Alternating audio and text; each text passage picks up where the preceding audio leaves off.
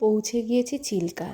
আর আমরা প্রত্যেকেই life jacket নিয়েছিলাম। লাইফ জ্যাকেট বাবদ আলাদা করে 20 টাকা লেগেছিল।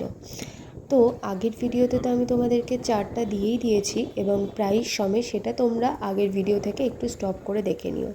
চিল্কায় পৌঁছে প্রথমে লাল কাঁকড়া দেখলাম, যেটা ওরা ওখান থেকেই তুলে আমাদের নৌকোতে এনে দেখিয়েছিল।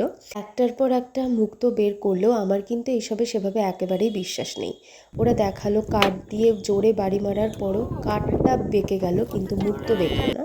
জানি না সত্যি কথাই কতটা সত্যি মিথ্যে। এতটাই যদি আসল হয়, এত কি কম দামে বিক্রি হয়? 500 টাকা করে বিক্রি হচ্ছিল। যাই হোক, এবার টেস্ট করার পালা। আমি প্রথমে খেয়েছিলাম, সেই ভিডিওটা পরে শেয়ার করব। সন্দীপ কিন্তু সব জায়গায় সব কিছু খায় না, ও বাইরে গেলে বরঞ্চ সাবধান হয়ে যায়। এবার ওর খাবার পালা। তোমরা বাকিটা দেখো আর চ্যানেলটা সাবস্ক্রাইব করো, ভিডিওটা লাইক করে দিও। টাটা।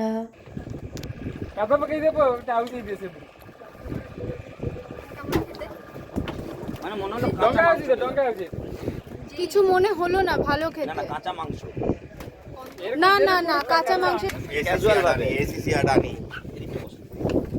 কালো কালো কি ওটা খাও না রে ভাই, দেখাও আগে দেখাও। চলো, কি প্রবলেম আছে? কি প্রবলেম নেই, हाई प्रोटीन কিছুই নেই, पीस खाता है, टेंशन लेते हैं বলছি তো। दीदी की একটা মারো, আরে ফেলে দেবে দরকার হয়। ये दिखाते हैं। ও